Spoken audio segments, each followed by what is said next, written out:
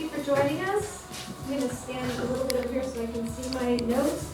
I'm Joanna. I'm the director of the Asian Arts and Culture Center, a co-presenter of this event with Jayamangala and all the wonderful dance groups that will be part of our program today. Thank you all for coming. Before I do some of my organizational housekeeping, I want to let everyone know that they should not, between dances, please do not walk in that aisle in the center because we're videotaping this program. And it is the Motor House policy to wear masks inside this venue while you're in the theater.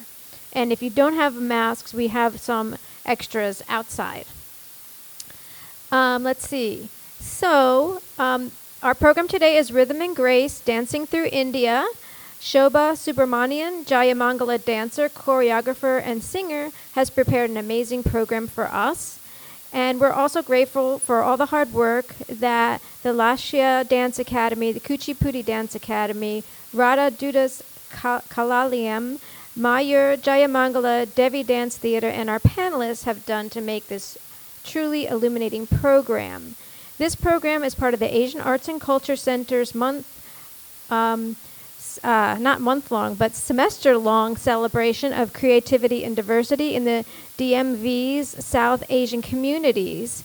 This celebration was conceived and planned by a team of community artists and leaders, including Nilima Devi, Farida Hughes, Anila Kumari, Alif Laila, Neha Misra, Adriana Morgan, Priya Sakar, Manoj Singh, Shobha Subramanian, Nimi Trehan, Nikita Yogaraj, and several others. The full list you can get on our website or on the Eventbrite that you've received with your ticket. And I want to mention that the Asian Arts and Culture Center at Towson University is a self-support department of the university, and we cannot do these programs without the support of our generous donors. So I want to recognize some of those right now. For this semester and year, our major donors were the E. Rhodes and Leona B. Carpenter Foundation, the Maryland State Arts Council, Yoshinobu and Kathleen Shiota, the citizens of Baltimore County, the Asian Arts and Culture Center members and donors, the Baltimore Community Foundation, the Towson University College of Fine Arts and Communication, Jayamangala, Alan Schechter and Rosalind Ehudin, Robert Mintz and Beth Arman, Anthony and Bonnie Montcalmo, Barbara Ellis Pierce, the Lord Baltimore Hotel, and the Motor House, who's also co-presenting this with us today.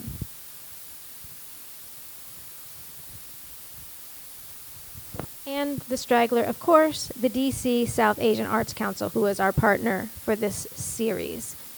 And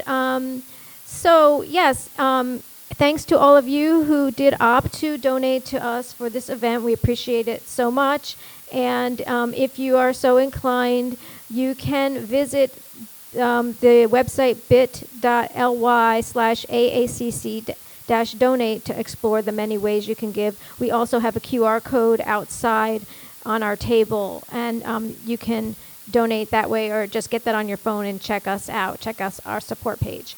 And because we want to keep doing better work, and also we do need to report to our donors, I would like to ask you all to do a survey at the conclusion of this event. We have paper surveys out in the corridor, and we also have a QR code there too. You can just take a picture of it on your phone, and those of you who aren't driving but are passengers can just do that on your way home today. And I just want to let you know about a couple other events that are still happening in this season.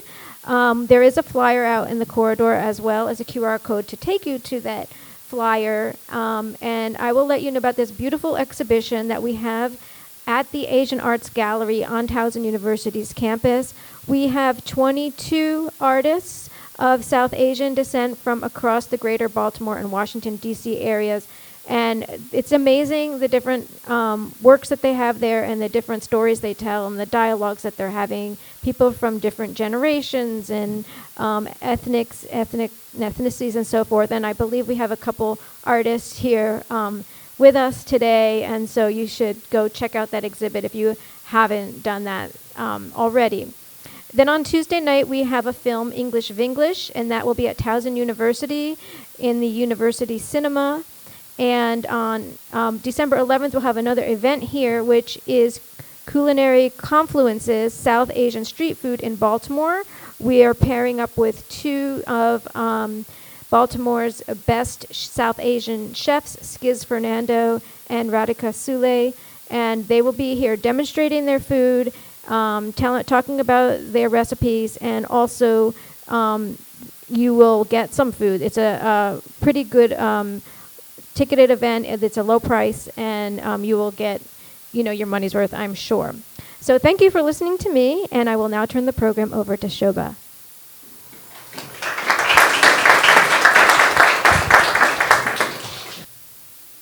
Namaste. Thank you all for joining us this afternoon. We have prepared a very colorful journey through India. You will see the various classical dance styles represented, and you will get a small glimpse into that in the next hour or so. If you have your electronic copy of the program, you can follow along, or the hard copies.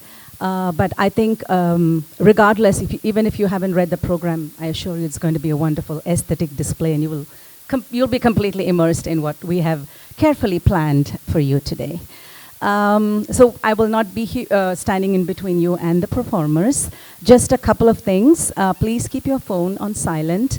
And in fact, please give these lovely ladies your undivided attention and do not look into the screen. I know we are all tempted to keep looking at text messages, but for the next hour and a half, please do not touch your phone if you can help it. And they have all worked very hard. I think they really deserve our full attention. And sit back and enjoy the performance. So after the hour, we'll be back for a discussion, and then the speakers, we will talk more about that after the first part of the program is over. Thank you, and welcome to Rhythm and Grace.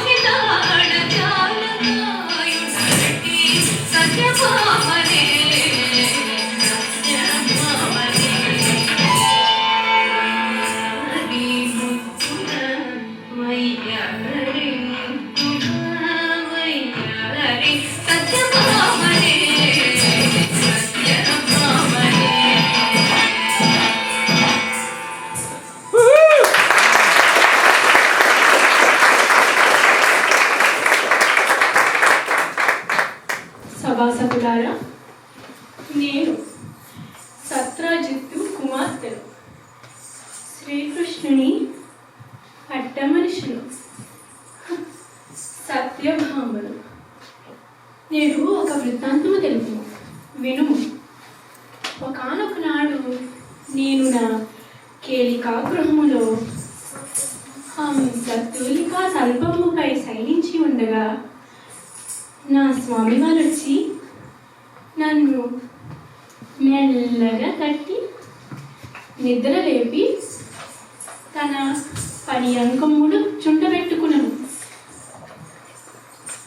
అట్లు మేమిరువురం సకల ఆభరణమును ధరించి నిలువుటర్థములో మా ప్రతిబింబమున కాంచి చుండ సమయములో స్వామివారు ఇట్లా అడిగినారు, సత్య, నీవు అందగత్తివా లేక నేనే అందగాడినా అని అంటున్నారు.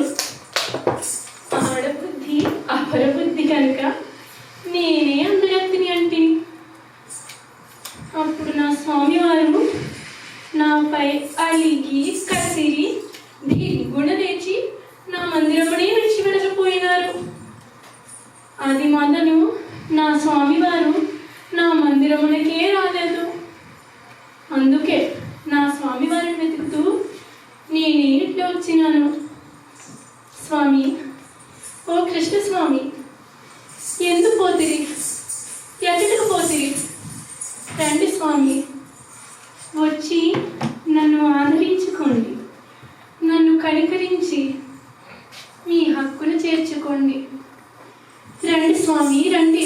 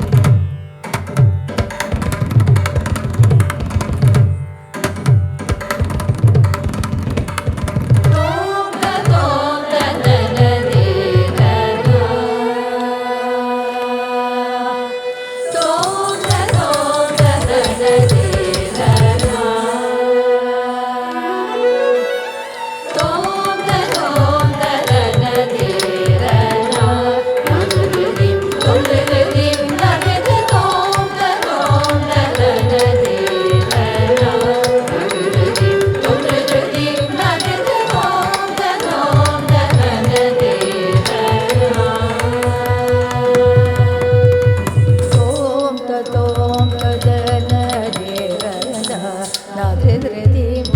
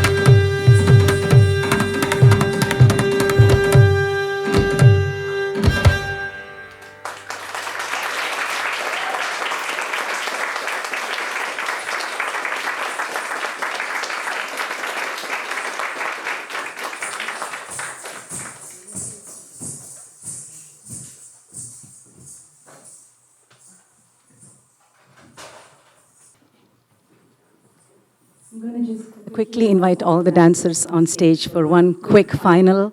You can grab your cameras and just click away for just the next minute or so, and then we will move on to the panel. So let me start with the solo dancers. Shalini.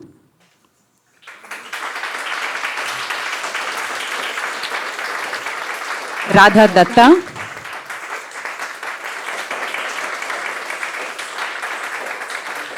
Sahiti.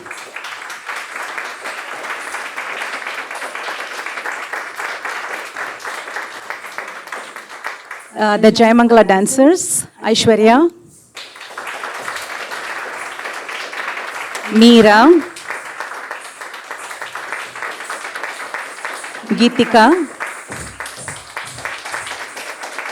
Sejal, Akshaya, Jasmine. And to introduce the Mayur Odissi dancers, I'm going to invite the choreographer. Also, they did a wonderful job, girls. Okay, Orna Banerjee, Naina Srivastava, Saili Shinde, Srijani Chakravarti, Sophia Jalil, and Oishi Shanal Ghosh.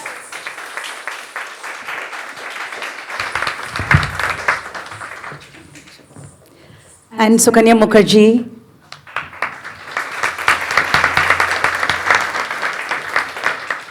Thank you, everybody. Thank you so much, everybody. I hope you had a good one.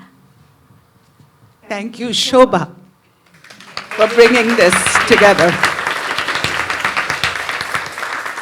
I'm now going to quickly ask everyone except the panelists to leave. Speakers can stay, and we're going to invite the other speakers on, and we were just going to pull up some chairs, and we're going to have a very interesting discussion. So please stay. Just give us a minute to set the stage.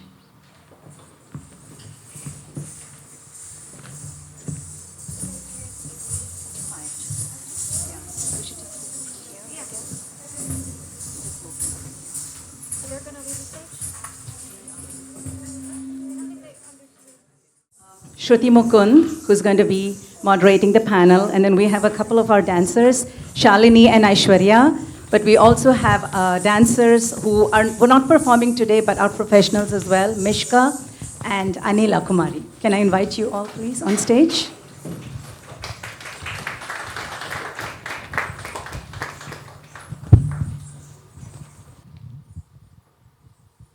Good afternoon, everybody. I think it's befitting to talk about this journey after watching all of them dance. I think I can safely say, for the most part, other than Radhadi, I think all the dancers today who performed are second generation dancers, maybe even third.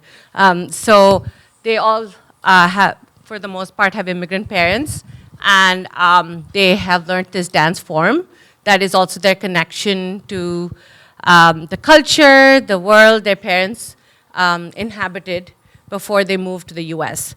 So the interesting thing we have here among our panelists is, other than for Shalini, Aishwarya, Anila, and Mishka are all dancers. Their teachers are their moms as well as dancers. So that kind of puts them in a different kind of microcosm of, they call themselves the dance teacher's daughters, right? So so there's this whole culture that comes from that too. So I think it'll be interesting to see their experiences versus Shalini, and also we do have a arc of ages in our panel, so that'll also give you a spectrum of experiences of like immigration as well as growing up in different decades here in the US, and also how their connection to India is while India itself is evolving, right? And that's something I think we forget as immigrants when we leave our country. The idea of our country is what we left behind, but everything is changing all the time. And it's always easy to hold on to this romanticized view of what India was. And so I think through the eyes of each generation, we see different sides of India. And so that's why the panel today, we're discussing whether we're dancing to India or we're dancing through India. Because you actually, each of the styles you've watched today come from different regions of India. And each of these styles evolved from the language, the costume, everything came from where it was born, sort of thing, right? Or where it thrived. So now you've plucked all that away and brought it here to today here in Baltimore. But we're all, for the most part, living in the DMV. So there obviously DMV influences in our dancing, in our learning, in our teaching. So I think it'll be interesting to hear from all of you. So before we go into the question part, I would like each of you to just say a few words about yourself, your connection to your dance, your connection to India, and yeah.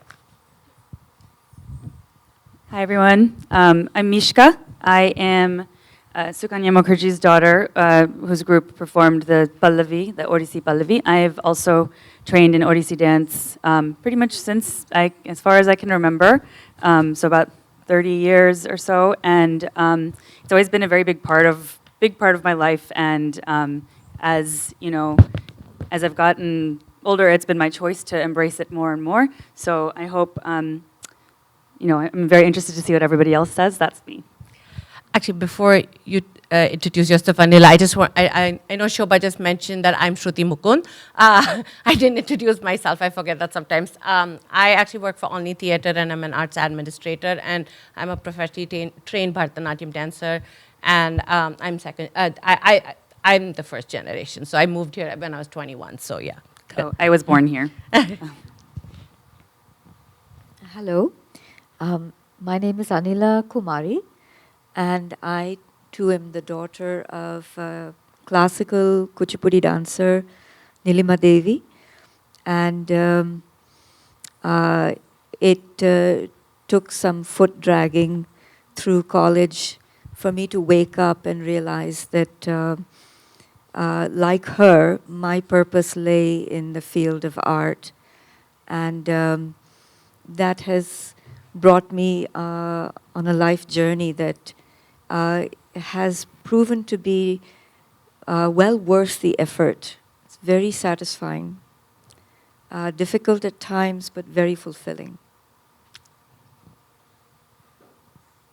Hi, my name is Shalini Desai. I'm the disciple of Miss Purvi Bhatt from the Lasya Academy. I've been learning from her since I was around 6 years old, but I started learning Kathak at 4, so it's been around 17, 18 years. Yeah, I'm just interested in seeing what everyone has to say. As daughters of dance teachers, I call Purvi Auntie as my second mom, so I guess I have that relationship with her as well. But yeah. Hi everyone, my name is Aishwarya. I am a student and the daughter of Shobha Subramanian from the Jayamangala School of Music and Dance. I've also been learning Bharatanatyam for many years, probably 20 plus years at this point. And I'm also a multidisciplinary artist. I sing, I write, I do a lot of other things in addition to dancing as well. And yeah, looking forward to hearing everybody's thoughts. I think all of us have probably thought about a lot of these questions for most of our lives. So yeah, looking forward to seeing what brews in our conversation today. So for all of the students and daughters, it's like you're straddling two cultures, but also you're creating your own culture while you're interacting with these two spaces in dance class, outside dance class. And for the most part, I think dance class becomes this cultural safe space where you develop your Indian identity, where you can wholly be Indian, right? Where you're not holding back, you're not worried about, you're always going to be worried about judgment for various other things, but at least not to be Indian in that space. So am I right to assume you're also teaching now? I know Aishu and Mishka and Anil are, but are you teaching too, Shalini, or you? So, I'm helping out. Sorry. I'm taking a gap year right now. I'm applying to dental school, so that's my goal in the future. But I also obviously want to continue dancing, contributing in any way. So I've been assisting Purvi Auntie occasionally, like in her classes, when I get the chance to. But yeah. Okay. No, because the question I was going to ask is how is teaching Indian dance different from learning it for you? Knowing all the different cultural things that you have learned along the way, right? I mean, there are things now that we are reconciling with.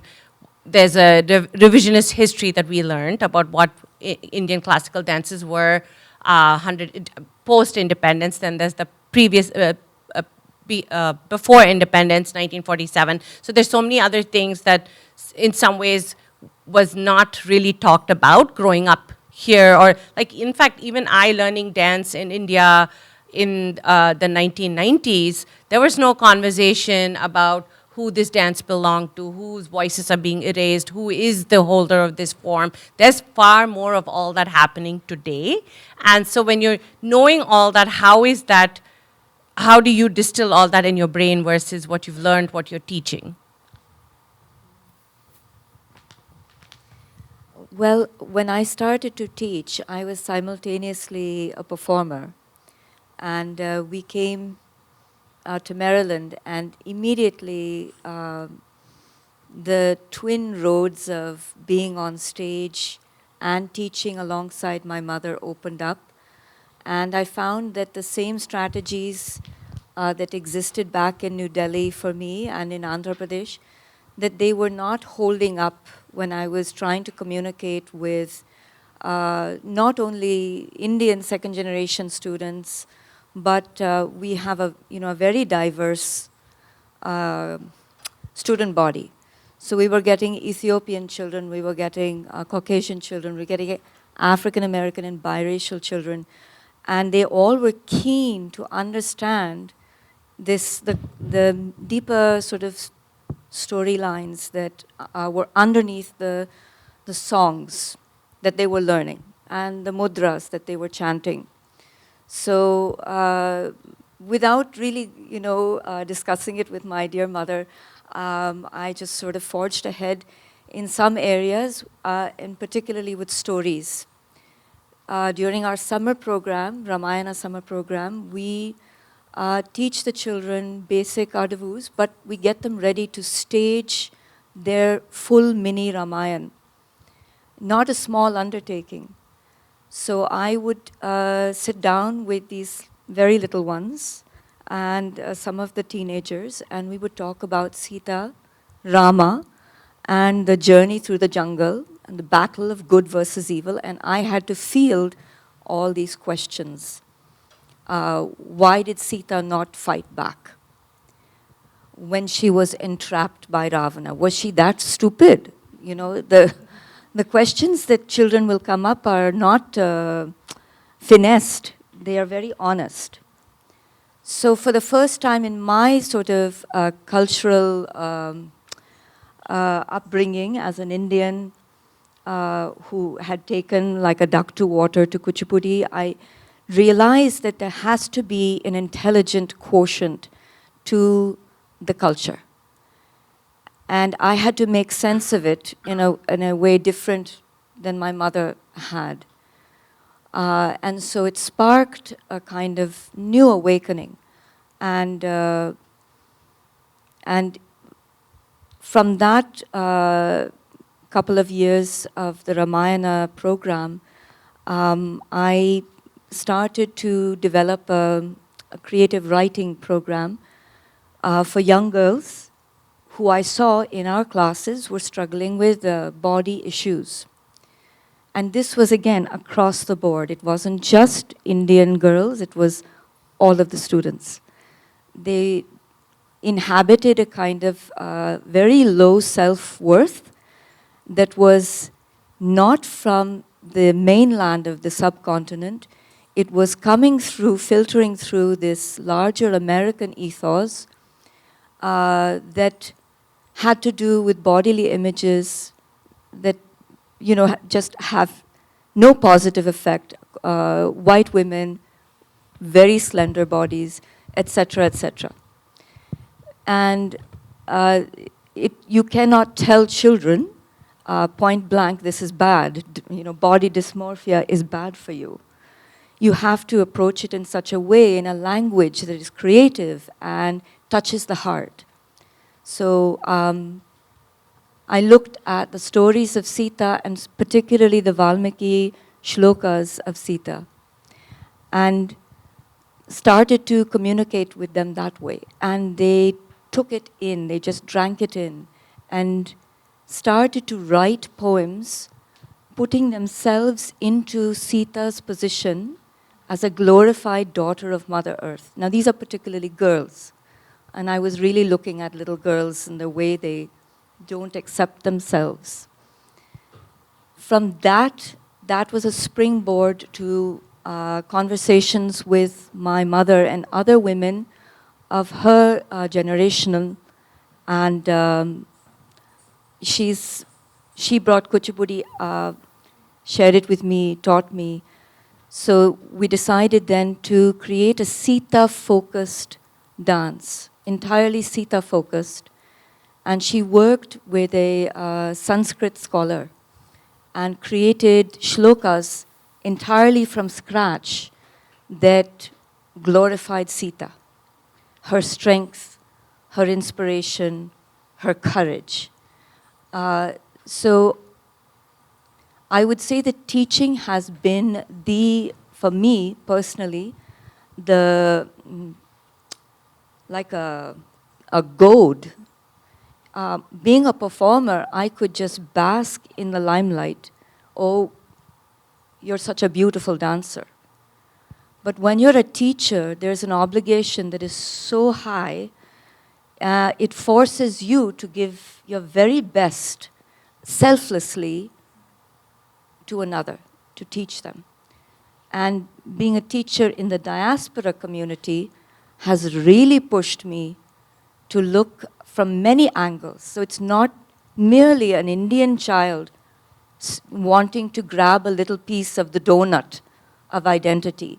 It's all these children who are craving some essence deeper than what we call quote-unquote cultural identity. It's the very substance, what Einstein, he revered art, what he called stands at the mysterious place, the foundation, the cradle between science and art. And he put it up here. And I feel that all ethnicities in this country especially are right there at the cradle point. And they're saying at Indian art, share, give me. So it has been incredibly challenging and a happy time for me. Thank you, Anila. Yeah, I think I want to echo what you're saying also about, the experience of teaching being kind of the real revelation, I think, with dance. I mean, I completely agree. I think when you're learning, there are a lot of, or I am still learning, but when I am learning with just myself in mind, it is, you take a lot of things for granted. It's when you have to impart that, when you have to share it, you really have to interrogate, what is it that I know? What is it that why do I find this important? You have to articulate those things or you can't convey them. And I feel like that, like the regular practice of doing that has been it's made me articulate to myself. It's forced me to articulate to myself why I do what I do, why do I like it, why is it important, why should other people care? Has been something that, I have to explain all the time, which I think is very important. It has been important for me. And another thing I would add is, when we took a lot of, we have certain training exercises that we do. We have practices, basic foundational exercises that we do, and we've always, you just learn it and you do it. I think now there's been a lot more research into how to preserve your dancing body and how to do, how to be able to dance, and it's not just in the arts, but also just in general. Medicine has come a long way, and constantly, evaluating how we're teaching and how we're asking people to learn, and incorporating research that comes out and staying abreast of it. Not just passing down, but also adding to it, developing, bringing in knowledge from other places as well, and incorporating that into the our practice and the practice, I think. And I think that goes to the evolution of where you are now, right? Because I think traditionally we all danced on cement floor, which obviously wasn't great for our knees, but unlearning that and then finding ways to aid our students from avoiding, hopefully, future injuries, I think that's key. Yeah, absolutely. Yeah, I definitely appreciate everything both of you shared in terms of your journey with teaching. And one thing I just wanted to kind of bring into the conversation as well is one thing I've started incorporating into the way that I teach, especially students now, is so aside from my artist identity, I'm also a therapist. So I'm very much like, attuned to my students' mental health, how they're showing up to class emotionally, if they're in a good mood, if they're in like a weird mood. Like I'm very become more aware of that. And so when I'm teaching like in Indian classical dance and in some of the pieces that we saw today, there might have been a lot of expression and storytelling that is part of these art forms. And I think for me personally, when I teach students that aspect of the art form, I'm really trying to get them to connect to their own emotionality in the process. Because I'm sure, many of you guys will agree with me that when we're performing, we're just kind of told to just portray that emotion. And it's not really like, there's a disconnect between our faces showing that and us between what we are feeling internally, right? So I think for me, with my students, I'm trying to like bridge that gap a little bit more of, finding ways to make these stories relatable, as you were saying, Anila, and finding ways that they can connect to it and make sense of it so that they're not only performing the emotion, but they're kind of feeling what the core of it is. So it doesn't feel fake and it feels a little bit more authentic when they are presenting it on stage, so. Thank you, Aishu.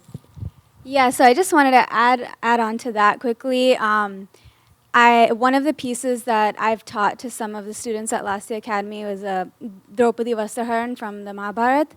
And that's a very difficult piece to kind of internalize as a dancer because it's not something people just experience.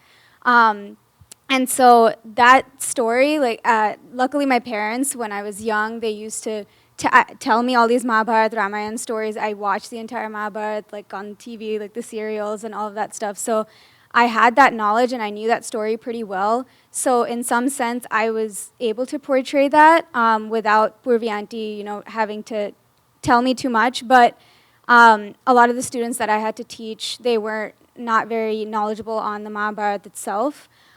So just I think an advantage that we have as second generation Americans, children of immigrants, I think we've gone through that challenge of trying to internalize those kinds of emotions that maybe we don't experience day to day, but that exist in these mythological stories. I feel like our advantage is that since we've gone through that challenge, we know how to overcome it. And we can help, younger generations connect with the story in a different way. Like, for example, the piece that I did today, if I were to teach students, sometimes I would be like, okay, if there is a little, kid bothering you, if he's pulling your hair, how would you react? So kind of like relating it to things that they may experience day to day. Yeah.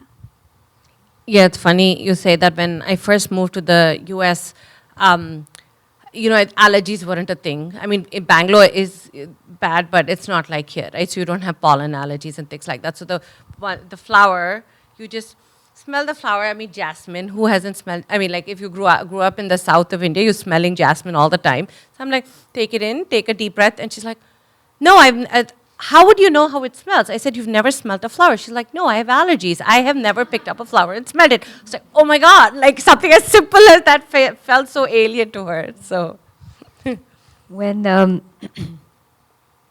I was teaching alongside my mother, some of our Ranga Pravesh graduating seniors, and the issue of Anubhava becomes kind of important to handle the Draupadi piece, the Sita piece, and Satyabhama Kalapam. The surprise to me was when one of our students, when Satyabhama is depicted in the repertoire piece that we have, Siddhendra Yogi portrays her in a certain way. and the mudras show generally a balance between coquetry, shyness, boldness, seductiveness, and general misery because Krishna has left her. So one of the students who has a particularly sort of inquiring mind throughout the years coming up, she sat down after one class and she said, I don't want to constantly show this woman as at the point of desperation. And is there any way that she shows that she's a strong and contented queen and a woman who has a kind of dignity? Now, difficult question, because in the traditional manner that it has been passed down, Siddhendra Yogi's lyrics don't lend themselves to such an interpretation. But I said, listen, think about it. You're asking a very good question for a good reason. So she went, unbeknownst to me, and started Googling Satyabhama. And she found one particular version of a myth in which this queen not only is side by side with Krishna, but walks into battle. When he faints, she picks up his sword and beheads the demon Narakasur. I had never heard this. It was news to me. But here was this American-born, second, third generation girl who had discovered something for me to take in.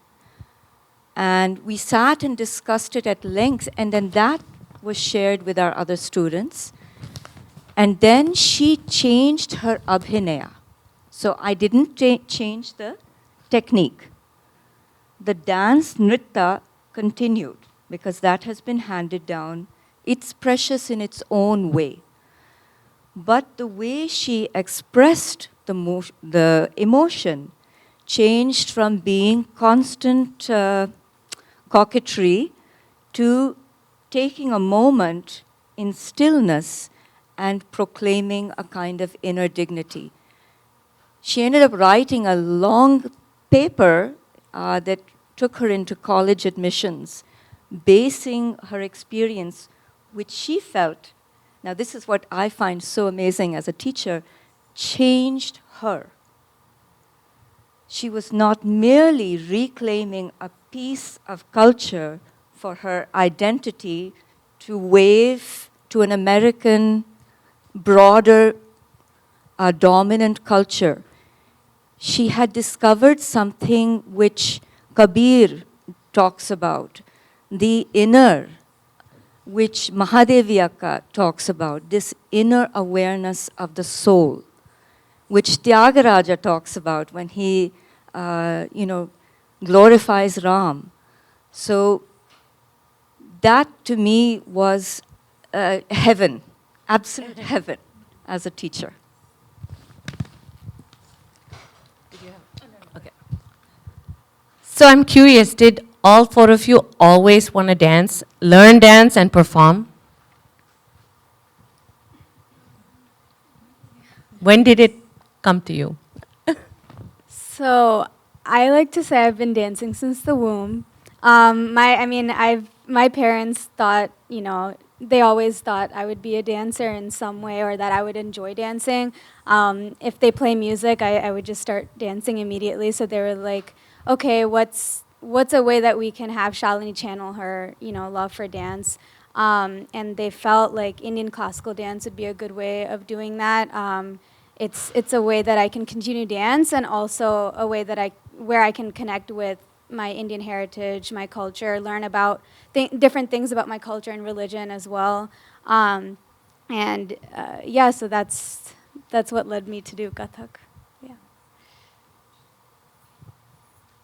So I grew up in a music and dance family, so I don't know if I had much of a choice. No, but in all seriousness, though, I think I also just kind of growing up in that environment, makes you move towards it in a different kind of way. Like I grew up watching my mom teach in the basement of our house, and there's baby videos of me dancing before I started learning officially. So I think probably the answer to that question for me would be yes. And of course, now the way that I dance, my relationship to dance has, of course, changed over the years based on how I've learned. You know, teaching, as we've kind of spoken about, has really shaped that journey for me as well. And most recently, I think studying expressive arts therapy and kind of finding the emotional connection to dance for myself personally and helping people find that for themselves has been another like layer in my journey of dance throughout my life so far. So.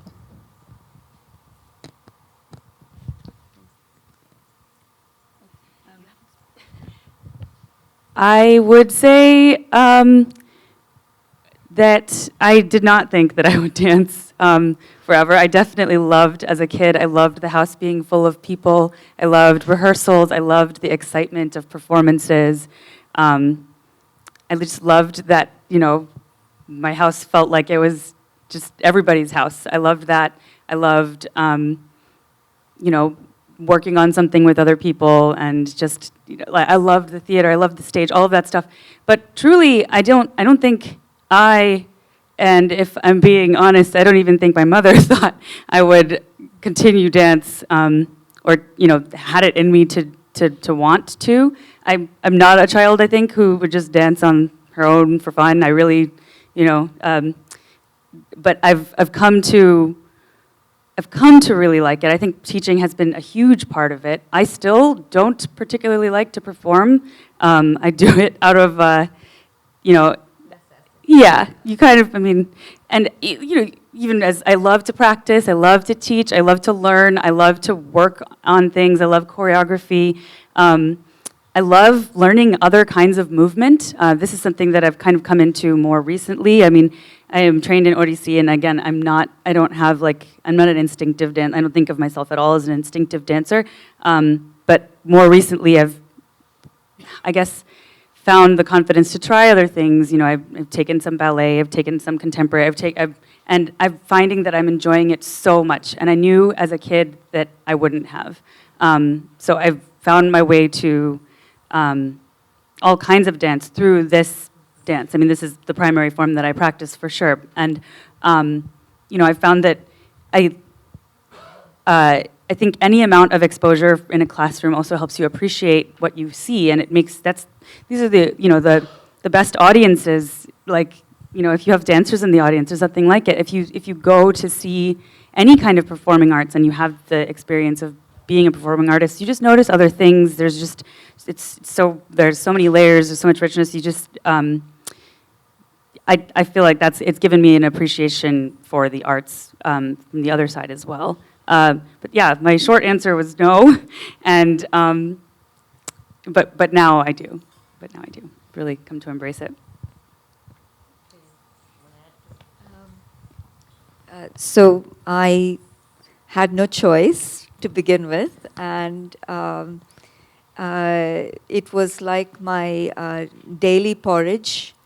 I would have my class, and when I got into college, it still hadn't hit me, even though I was blessed with a slew of very good, positive reviews, very, very wonderful articles in I think the Deccan Herald back in Delhi, and maybe the Hindu, 2 newspapers. And then here, Alan Kriegsman, who's a wonderful dance critic at the Washington Post, just, you know, Bhagwan ne khub diya. I mean, I just was blessed. And I took it for granted. It had nothing to do with a genuine stirring at the deepest part of my soul for this art. My mother has it. For me, when I was very ill and dealing with some incredibly difficult life challenges, and at a very low ebb financially. So, I mean, like every single challenge you can put at the doorstep of a human being was there. That's when my love for dance grew. when I could only lie in bed and sing the Hanuman Chalisa that my mother and my nani used to sing. And it gave me great strength. And I remembered that my hands could move, and that gave me strength. And it took some years, but as many times as that blanket was pulled up under my chin, and I could recall that Hanuman leapt across an ocean, fired by his devotion to a higher cause, that took me across an ocean, and I was able to resume walking, normalcy, and so on. And my love for this art was huge. And it transcended my ability to actually do it, which is ironic. I could no longer jump and dazzle a crowd. I couldn't do that. But my love, paradoxically, was much deeper. Yeah, I think at the end of the day, the dance is not the performance, right? It's the art. The art form is something that's, I mean, I don't perform anymore, but it's always here. Like you can't take away that art form, the thing that's in us, that's nobody else's to take away. The performance can be, it's always, I mean, a performance, especially on stage, is based on an audience. I mean, as much as you say, yeah, the performance is for you, but then it is that interaction with the audience is what that performance becomes a performance. Otherwise, it's a practice, right? So that's something I feel the art form and what it gives us. It just, like you were saying, either whether it's identity or cultural identity or whatever, that spark that it lights in each one of us, I think is something that we take with us. Yeah.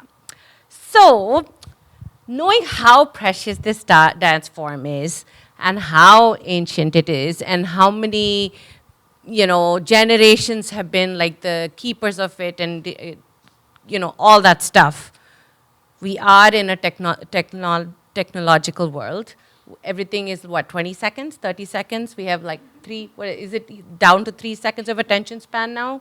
I'm not exaggerating. I have a 13-year-old in the house, and I can tell you that to get her to sit through a whole dance performance is a stretch if it's not her friends dancing on stage.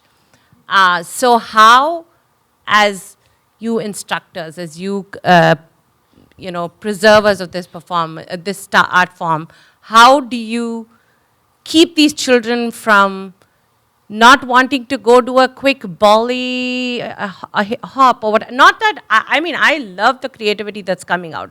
Don't get me wrong. But how do we first give them the foundation to go then explore themselves?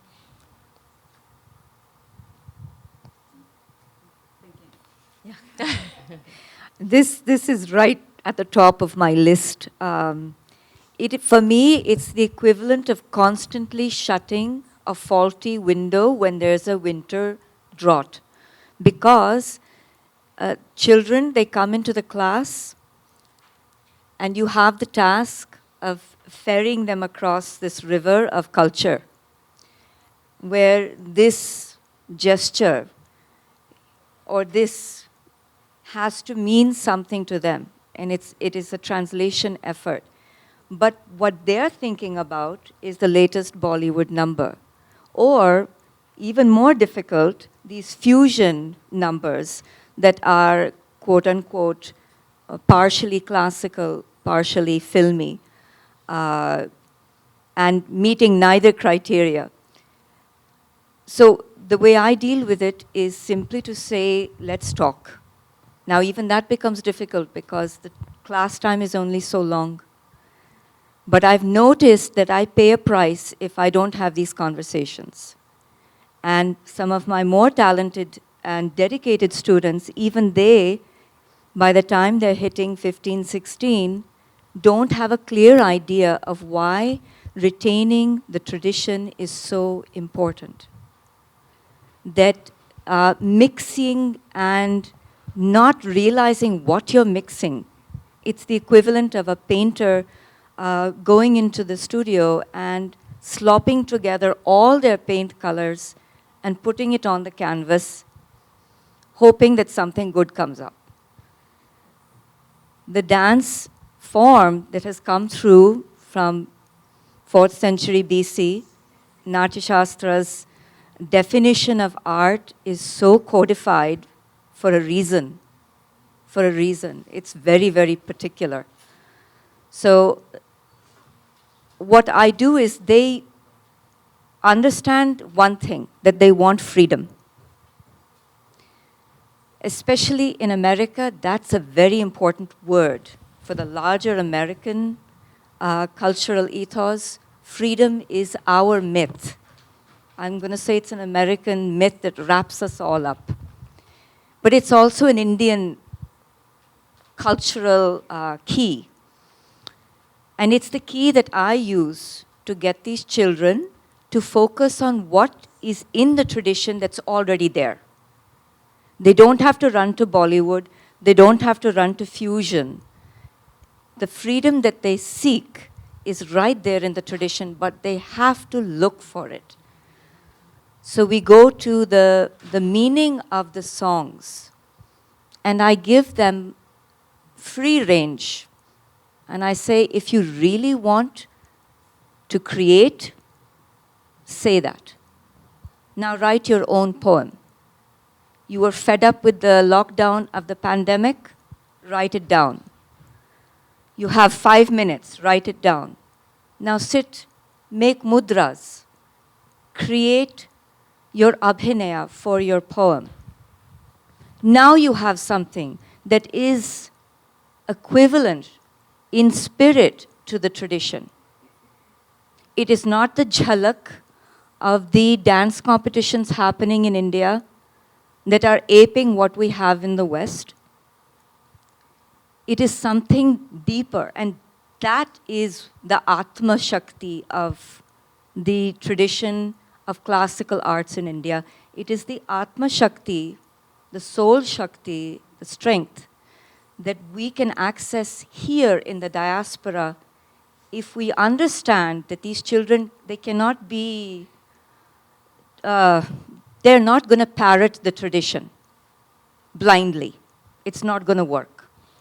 They have to be given the intelligence to decode and to work with the tradition intelligently and freely within a certain parameter. And that is an ongoing, stressful, but very vital job. I think it's not only here, it's happening in India. But you are the gatekeepers. We are all the gatekeepers for this tradition. It's very important to know when to shut the gate. I 100% agree with that. And I also just want to add, I think something that my guru has always emphasized is watching other performers and seeing how they express themselves. And when you see dancers that, you know, do it for a living, that perform around the world, whether it's videos or whether it's live, and you see that heart and soul that they're putting into the art form that they're performing, it mesmerizes you. And at least to me, and I feel like it has that effect on a lot of other people too, it makes me want to continue and makes me want to get to that level. So my guru has always emphasized going to different programs and performances, whether it be Kathak or any other classical art form. She always encourages us from a small age to, you know, see these performers and, you know, and then you can have that kind of, set that goal for yourself for the future as well. And at Lasya Academy, we also take exams to earn our diploma in Kathak through a university in Pune, Maharashtra.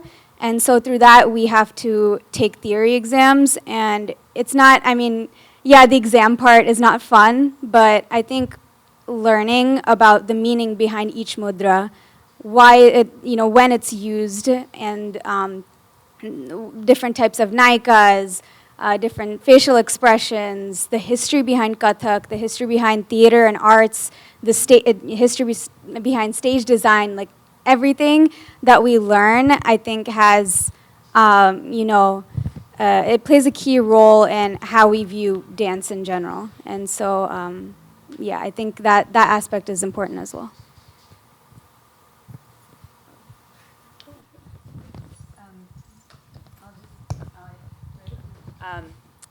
I want to say that actually I find I'm like always pleasantly surprised and kind of amazed at the attention that kids do have and the interest that they do have, especially I think, you know, whether it's like story time or just learning something difficult. I think trying something difficult is fun. I think that they really enjoy, I mean, it depends on the personality of the kid, but so many people so many kids I've seen, you know, they're not looking at their phones because they're really trying to learn this thing. They're trying to do this, and maybe I've been very, very lucky also that our students are just so like interested. They want to be there, and I personally have no trouble managing the inclination toward Bollywood in the classes that I've had because I feel like it's okay to like that, to pursue that, and if that's something that you really want to do, I would encourage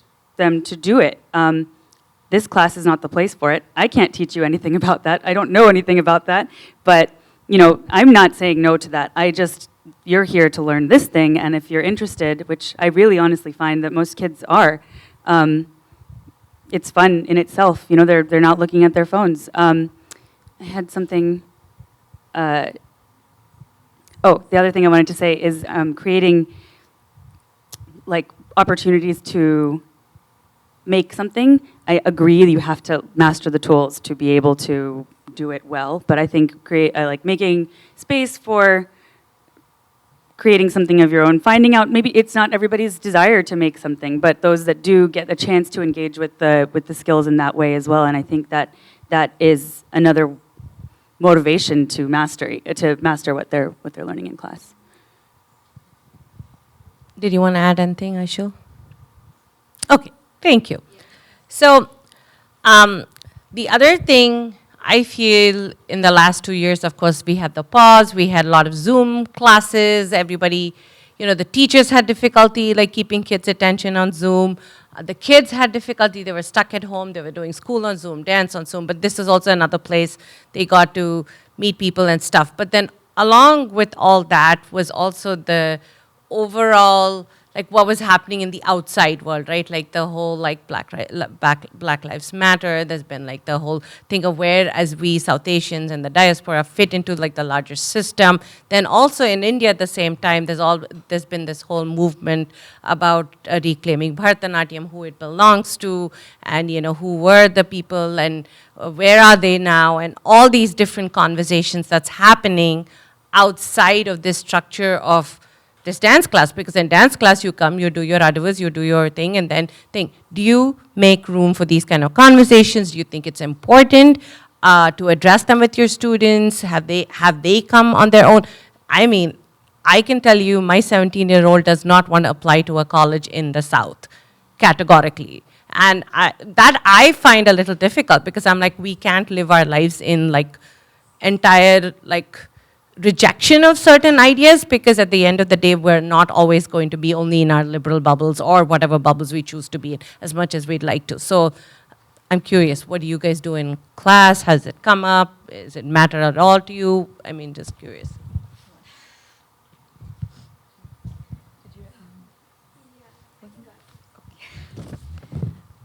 So the Black Lives Matter marches were happening, and we had started to hold outdoor classes, and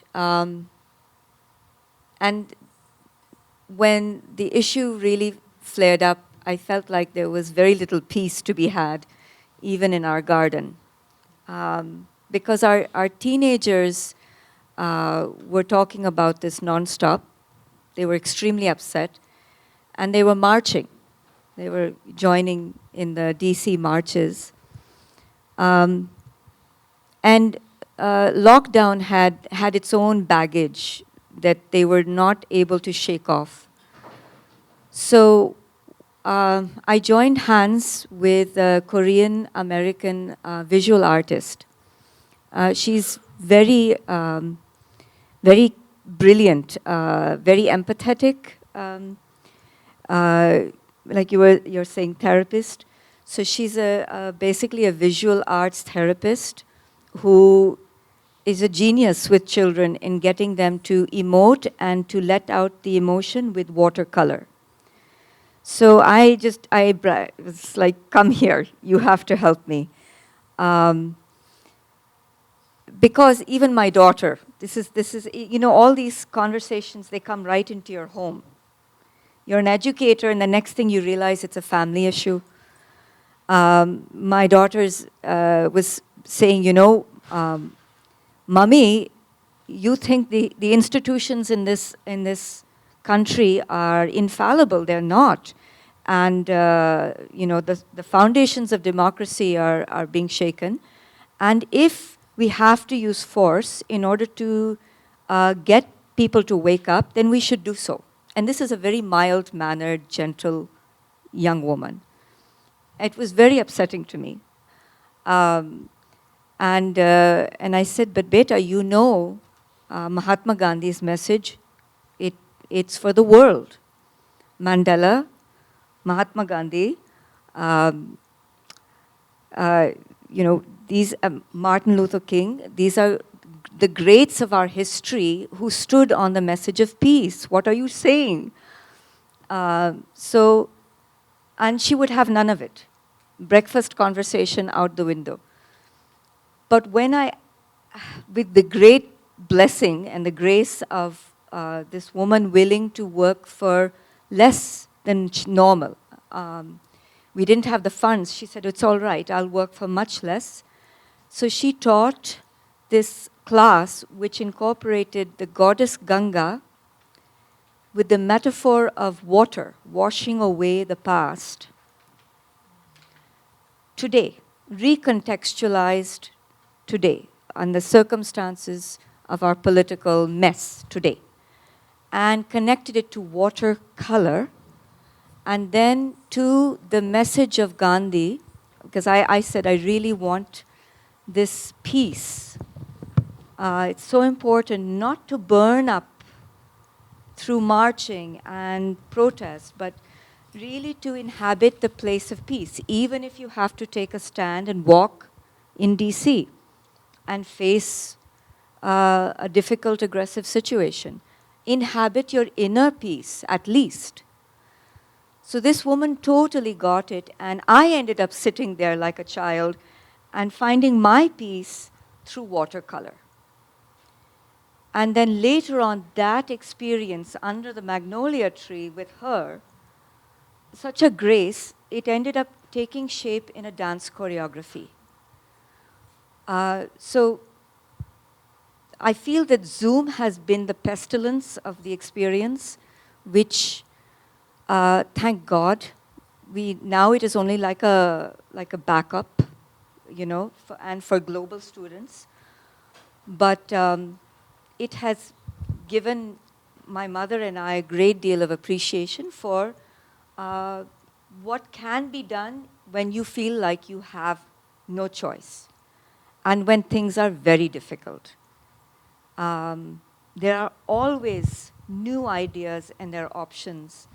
And we can surrender to a greater sense of fearlessness that will dissolve the hatred that is cropping up again and again between races, in our diaspora also within castes, within color, and now with creed, the fomented hatred for Muslims. How can we drop that, dissolve that to a greater peace? So it's a big question, but I feel dance is up to the challenge. So just to speak about what we did at Last Day Academy, so at this time I was in college, so I was just a guide for these students, but my group, Ravianti, she gave this challenge to some of her older, more senior students to, she was doing Zoom classes then, and she was like, okay, so here's a topic. She was like, what did the pandemic mean to you? What does it mean to you? And each student had to come up with, their own meaning for that and come up with their own story that they could express through a gatbhav. And in Kathak, a gatbhav is basically any expressional piece that we do on tal. So the only support we have is rhythm. And no lyrics, nothing like that. So everything is through abhinaya. So each student had to come up with their own story, something that was personal to them relating to the pandemic. And it was some time ago, so I don't remember exactly all the stories, but I can tell you for sure that each student did something different. And I thought that was, pretty powerful in itself. So I think as a dance teacher, but also as a person, one of the ways that I sort of try to bring more of a lot of these elements that we've spoken about is through modeling, right? Like we can easily tell our students, do X, Y, Z, give them a bunch of exercises, but if we're not being accountable and responsible ourselves, it feels a little hypocritical. So I can just share a little bit about my experience of kind of working with these themes through dance and through the arts during the pandemic. So when all the Black Lives Matter stuff was happening, I am a part of a dance company in California called Nava Dance Theater, and we do a lot of social justice-based work through Bharatanatyam. So really keeping with the traditional form. We like to explore a lot of different, themes and things that are happening in our world that people are dealing with on a regular basis. And so when we all kind of were getting together and talking about the impact it was having on us, and especially thinking about, anti-Blackness in the South Asian community, which is a really huge issue, we decided to use the South Asian Letters for Black Lives as kind of a template and created choreography, mostly improvisation of our experiences and what we really wanted to tell folks within our community, given that we had the privilege of being able to use the art form to connect with folks who may not understand what's going on politically, but maybe there's more of a connection because of the art form. So that's just kind of my personal experience of how I guess I processed and released a lot of the angst, I guess, during that time. So. Yeah, and I really like your chai site chats that you started that explored a lot of the topics through that. So if you haven't, follow it on YouTube. I think I don't have much to add, and I think we're, but I just wanted to. I think I really struggle with this because I feel like I don't have the answers as a teacher. I don't know what to. And that's not really a position you want to be in. You want people to ask questions, but I'm not going to have the answers to those questions a lot of the time. And I also really hesitated to produce anything in response to some of the things that were specifically about Black lives. I felt like it was like time to sort of be quiet in a way. That's how I sort of processed it. Is like sort of sit back, think about it, and be supportive. But that's my personal instinct, and I won't speak on behalf of the whole school. But I think art as a way of processing things that are happening around is very. I think it can be very, very therapeutic. I also find that two things I'll say. One thing I think is in terms of who owns the culture that we are trying to transfer, that we're trying to preserve. Again, I don't know, but I think it's my response to that anxiety is just to learn as much as possible and try to engage with other people that are thinking about these things. So not just the people, not just diaspora. Attend things like this. Attend conversations, be part of conversations, stay up to date with what other people are saying here and in the rest of the world. I think that's the most, that's the best that I can do. Yeah, I think I'll leave it there for that one. Thank you. Any questions for our panelists? We can sit here and speak all evening into the night, but there's so many, as you could see, I have far more questions than we have time, so I'm going to give you guys a chance to see if any of you have anything to say, to ask our panelists any questions. Yep. Thank you so much for all of the knowledge that you have given us today. I was actually helping with a panel with the idea during the pandemic, and the discussion on the panel was about different understandings from the norm of what it means to be male and masculinity within dance forms. And I was wondering, within the idea of gender roles and gender expression, what ideas are there of kind of re-envisioning or having a different understanding of female and woman roles within South Asian classical dance forms?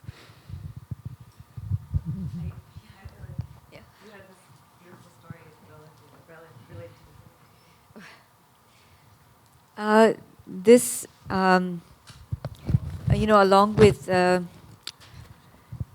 race, issues of race and color and ethnicity, which are very present as a fracture lines in our narrower diaspora community, and then I would say globally. And gender, it also keeps popping up. Almost like a curry that is just never finished. And for me, when I am able to go deeply into the poetic meaning of a particularly Nirguna poet, there are devotional bhakti poets and who have specific deities that they adore in their writing. But then there are those who are more abstract, nirguna, beyond form. They see deity as beyond form, and even further, they stipulate that that reflects back to you. Then there is a kind of fluidity that, in the myth anyways, we see as Ardhanarishwara, the form of Shiva that has the template of masculine and feminine embodied. When I first saw Ardhanarishwara performed in Delhi, it was, I forget, either Bharatanatyam or Kuchipudi dancer, don't remember the name, but I didn't like it. I immediately had this visceral feeling I don't like it. The costuming was very, it was very loud and obvious. And the more I think we go into seeing gender as an abstract quality of the soul that can be re-expressed, reinterpreted, explored in ways infinite. And I'm not talking about the political expression of it on the landscape currently. But really looking at it in terms of this, again, Einstein, he calls it the mysterious aspect of art, where we stand in wonder at the cradle of what is being created that is both science and art. And when we stand there, then gender is something for us inwardly, and it's unique. So how much masculinity we wish to explore and express within us as women, you're free to do that. You can live it out in different ways, you can perform it, you can teach it, but it becomes a beautiful creative expression. Same thing with the feminine. But it doesn't, I think the way Americans, I shouldn't say that, non-dancers, non-Indian dancers look at gender is very rigid. And I think actually gender is one of the most spiritual fluid, creative ways we can express ourselves, but it is more like what we would call yin and yang within us. So, it is a happy journey. It should not be one that causes a lot of anguish. Yeah. And just to add to that, I think our the Hinduism is based with all of us having like different parts of all our gods. We have the Moini, we have the Narishwar, and I think we all. I think this clear definition of gendering is a far more like modern concept of saying crying is feminine, this thing is masculine. You know, at some point, I think the non-binary is something I like because it just lets you be who you are and then express and see where you land. And I think that's the approach I like to take in dance because, I mean, for the most part, on stage, men perform most of the dance styles and the women came into the forte of performance much later on. So there's so many things that translated through masculinity to femininity over like hundreds of years, and now there are more women performing and there are less men performing. So now there's the shift in that culture. So I think, you know, everything is a work in progress, but also an evolution of how we are and how we also label things, I think. Did you want to add anything? Yeah, I think when we're thinking about Indian classical dance styles specifically, the way that gender shows up a lot of the time is through the stories, right? Like, a lot of characters are, you know, maybe designated as, you know, played in a more masculine dominant way versus played in a more like graceful, I don't want to use the word submissive, but that has been thrown in the context. So just to kind of give the context, I will say that. But yeah, I think if we take a step back, like yes, gender is a lens through which we can look at it, and the lens that each of us has as performers, but also as audience members will kind of change the way that you're perceiving whatever you're seeing, right? Whether it's a story, whether it's an excerpt of a story, whether it's just one character. So in terms of just like how I teach a lot of the storytelling and stuff, I think I focus on the character. Like, let's talk about this person as a person, male, female, non-binary, all of that aside, right? Like, look at their characteristics. How are they behaving in this particular situation? And I think my psychology degree makes that a little easier to kind of approach it from that perspective for me personally. But that is just one thing I wanted to add to is like, it's, you know, looking at the characteristics of that character that you're portraying when you're talking about Indian dance performance specifically, so.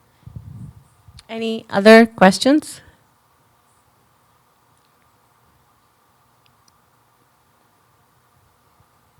Any parting thoughts?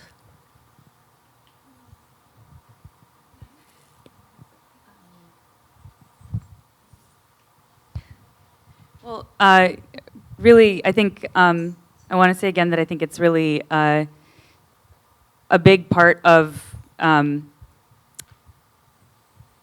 guess, embracing dance as you know, a second generation daughter of a dance teacher. All of that has been to be involved in the community and to see what others are doing and to respond to things and to participate. I know I said a little bit about this, but that's been like the most kind of, that's what makes it feel like it's happening now. It's not something from the past. It's something that we're engaging with, that we're still making. We're not just, you know, keeping alive. We're in the process. We're learning every day. We're seeing people come up with new things within the parameters of what we've learned all the time, and I think just the exchange and the constant engagement with the ideas and each other is really important. So thank you for creating this opportunity for us to do that and talk about it. And thank you, Shobha, for bringing us all together. And it was really interesting for me when Shobha said, can you moderate this? I said, brilliant, but there's so many things we can talk about. And so that's why I think we started with this like dancing to or dancing through India, but I think we actually are going away with not a definitive answer. It's yes and, I would like to say. And thank you all for joining us. And you know where to find them if you have more questions. Thank you. Thank you, Shobha.